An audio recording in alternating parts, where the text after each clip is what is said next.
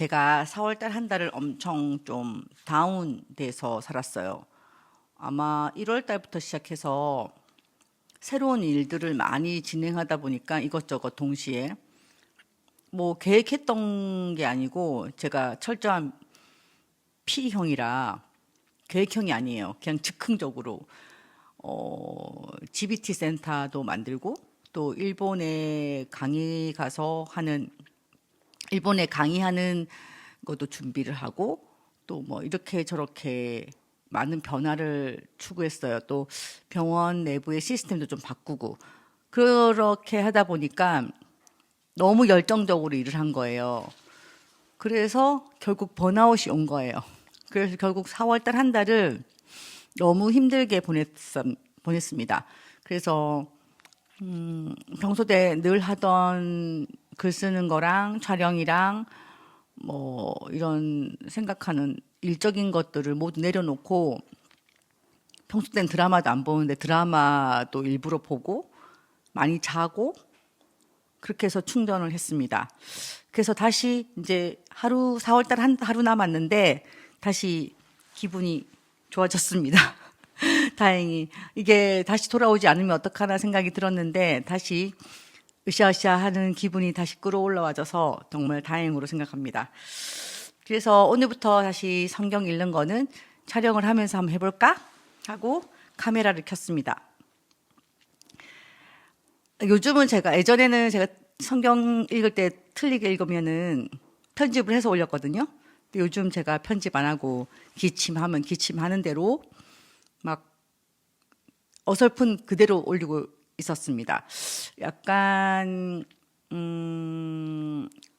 시간적인 것도 있었고 약간 그 4월 달에 하기 싫은 마음도 조금씩 있었던 것 같습니다. 그래도 꾸역꾸역 한 장씩 한 장씩 읽는 거는 놓지 않았습니다. 성경을 읽을 때 성경 한 장 그 내용에서 얻어지는 어떤 느낌도 있지만 한 구절 한 구절을 통해서 하나님의 마음을 계속 생각을 하게 되잖아요. 저는 그 시간이 중요하다고 생각합니다. 그래서 지금 욥기 다시 열심히 계속 읽어보도록 하겠습니다. 오늘 욥기 27장이죠.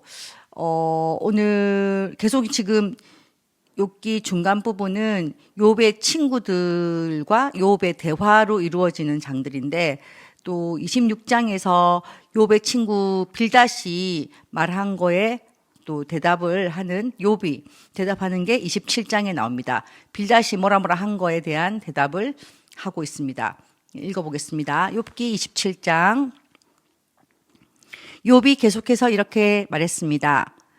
내 권리를 빼앗아 가신 하나님, 내 영혼을 괴롭게 하신 전능자의 살아계심을 가리켜 맹세하네. 내게 생명이 있고 내 코에 하나님의 숨기운이 있는 동안에는 내 두 입술이 결코 악을 말하지 아니하고 내 혀도 거짓을 말하지 않을 것이네. 나는 결코 자네들이 옳다고 인정할 수 없네. 내가 죽더라도 내가 바르다는 생각을 굽히지 않겠네.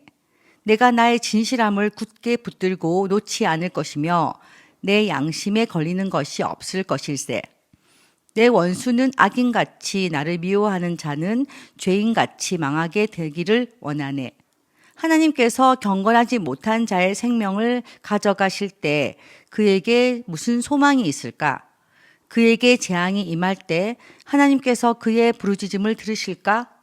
그는 전능하신 분에게서 기쁨을 찾지도 않았고 하나님께 기도하지도 않았다네.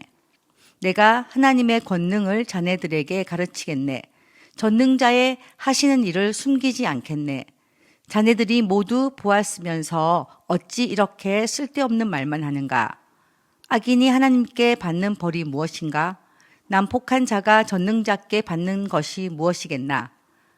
그 자손이 많다 해도 모두 칼에 죽고 굶주릴 것일세. 남는 자가 있다 해도 저들은 연병에 죽어 묻히고 그들의 아내조차도 그들의 죽음을 슬퍼하지 않을 것이네. 비록 악인이 은을 태산같이 의복을 산더미같이 쌓는다 해도 의인들이 그 옷을 입고 죄 없는 사람들이 그 은을 나눠 가질 것이네. 악인이 짓는 집은 거미줄같이 망가지기 쉽고 초만같이 보잘것없다네. 악인이 부자인 채 잠을 잔다 해도 눈을 뜨면 온 재산이 모두 날아가 버릴 것일세. 공포가 홍수처럼 그를 덮치고 밤중에 폭풍이 그를 날려버리지. 동풍이 악인을 휩쓸어 가고 그의 집에서 흔적도 없이 쓸어갈 것일세. 악인이 제 아무리 몸부림쳐도 태풍이 그를 덮치니 사람들이 그를 보고 박수치고 조롱하며 악인을 집에서 쫓아내 버릴 것이네. 욥기 27장을 읽고 기도문을 좀 써봤습니다. 읽어보겠습니다. 사랑의 하나님 아버지, 오늘도 제 삶 가운데 함께 하시는 주님을 바라봅니다.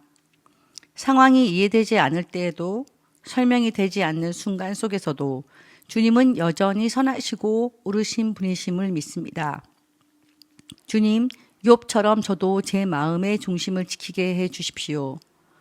사람의 시선이나 결과가 아니라 오직 하나님 앞에서의 정직함과 순전함을 붙들게 해 주십시오. 흔들리고 싶을 때가 있습니다. 타협하고 싶고 조금 쉬운 길로 가고 싶을 때도 있습니다. 그럴 때마다 제 안에 말씀해 주십시오. 너는 나 앞에서 어떤 사람이냐? 주님, 그 질문 앞에서 부끄럽지 않은 선택을 하게 해 주십시오. 세상은 눈에 보이는 성공을 말하지만 주님, 저는 보이지 않는 진실을 선택하겠습니다. 사람들은 결과를 보지만 주님은 중심을 보신다는 것을 기억하게 해 주십시오. 혹시 지금 제 마음에 지쳐 있다면 그 이유를 다 알지 못해도 괜찮다고 말씀해 주십시오. 이 시간들이 헛되지 않으며 저를 더 깊은 믿음으로 이끄는 과정임을 믿습니다. 주님, 이해하지 못해도 주님을 놓지 않게 해 주십시오. 설명할 수 없어도 주님을 신뢰하게 해 주십시오. 결과가 늦어도 주님을 향해 걸어가게 해 주십시오. 오늘도 제자리에서 정직하게, 성실하게, 그리고 담대하게 살아가겠습니다. 제 삶의 기준이 사람이 아니라 하나님이 되게 해 주십시오. 예수님의 이름으로 기도드립니다. 아멘. 네, 항상 코람데오 하나님 앞에서 부끄럼 없이 살기를 바라는 1인입니다. 근데 그 삶이 손해보는 삶일까요? 저는 결코 그렇지 않다고 생각합니다. 오히려 이익 보는 삶이라고 생각합니다.